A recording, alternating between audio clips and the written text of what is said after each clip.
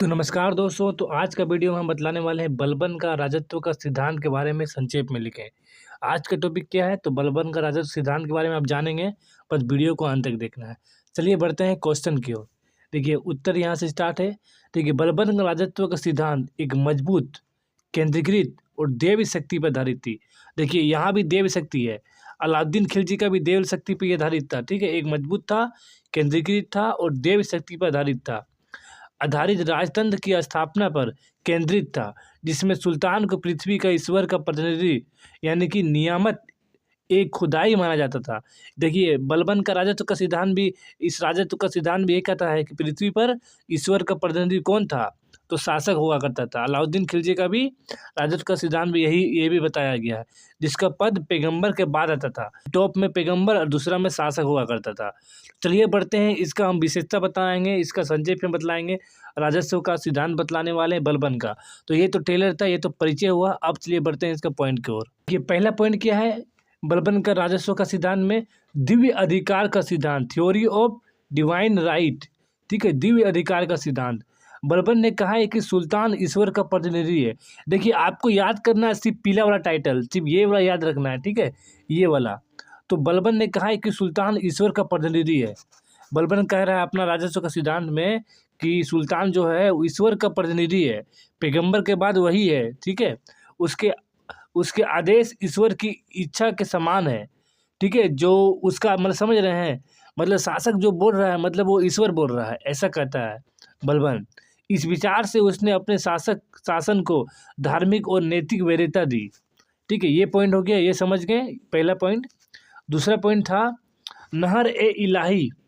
ठीक है, बलबन का मानना था कि राजत्व की पवित्र है और राजा का सम्मान आवश्यक है, इसीलिए किसी को भी सुल्तान के सामने हंसने, मजाक करने या हल्केपन से पेश आने की अनुमति नहीं थी। देखिए माना था कि राजत्व पवित्र है, तो उसने इसको पवित्र बनाने के लिए उसने कहा कि राजा के सामने, ठीक है, हंसने, मजाक करने या हल्केपन से सीधा पेश नहीं आएगा।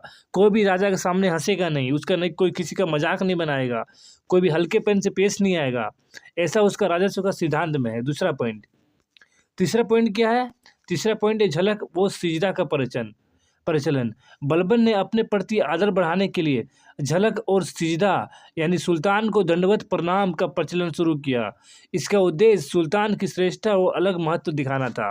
सोच लीजिए, दंडवत का प्रणाम रखा गया सुल्तान के सामने। ये हुआ इनका तीसरा पॉइंट। चौथा पॉइंट क्या है? ठीक है, बलबन का राजस्व का सिद्धांत का चौथा पॉइंट है शाही शान ए औकात। ठीक है, बलबन ने भव्य दरबार, शानदार पोशाक, कठोर शिष्टाचार का पालन करता था। वो मानता था कि राजा की बाहरी चमक ही उसकी शक्ति का प्रतीक है। उसके दरबार में अनुशासन के कड़े नियम थे। ये भी उनके राजस्व के नियम में है, चौथा नियम। पांचवा नियम क्या था? नवाब या उमरा पर नियंत्रण। बलबन ने अमीर उमरा के प्रभाव को कम करके सुल्तान की शक्ति के स्रोत बनाया। सोच ले, उस टाइम जो अमीर उमरा हुआ करता था उनके प्रभाव को नष्ट किया और सुल्तान की शक्ति के स्रोत बनाया। उसने जो उस टाइम चालीसी दल हुआ करता था, ठीक है, उसने चालीसा नामक शक्तिशाली तुर्को सामंतों के समूह को भी समाप्त कर दिया गया और अपने सुल्तान की शक्ति को सुरक्षित रखा गया। नेक्स्ट पॉइंट है 6 नंबर क्या है उसके राजस्व सिद्धांत का विशेषता? कठोर शासन व कानून व्यवस्था। बलबन का मानना था कि मजबूत राज्य के लिए कठोर प्रशासन जरूरी है। उसने डाकुओं, विद्रोहियों और अपराधियों पर सख्त कार्रवाई की। सीमांत क्षेत्रों में सुरक्षा मजबूत किया गया। ये उनका 6 पॉइंट था। में 7वां पॉइंट था रक्त और लोह की नीति, ब्लड एंड आयरन पॉलिसी। क्या है वो समझते हैं। बलबन ने विद्रोह दमाने के लिए कठोर दंड, सेना का उपयोग, कड़े अनुशासन की नीति अपनाई। इस नीति ने राज्य में भय और स्थिरता दोनों पैदा किया गया। उसने कहा किया कठोर दंड दिया गया, सेना का उपयोग किया गया, कड़े अनुशासन की नीति अपनाई। इस नीति का प्रभाव ये हुआ कि राज्य में भय और स्थिरता पैदा हो गया। 8वां पॉइंट है उसका बलबन का राजस्व नीति का जनता से दूरी बनाए रखना। बलबन ने राजा और जनता के बीच दूरी की नीति अपनाई, क्योंकि वो राजा को एक विशिष्ट और सर्वोच्च पद मानता था। वो दरबार में साधारण लोगों की सीधी पहुंच सीमित रखता था। कोई भी साधारण लोग उससे नहीं मिल सकते थे, जिससे अकबर से डायरेक्ट मिल जाते थे, लेकिन बलबन से नहीं, साधारण लोग को वर्जित था वहाँ जाना। यानी कहीं न कहीं जनता से दूरी बनाए रखना ही बलबन अच्छा मानता था।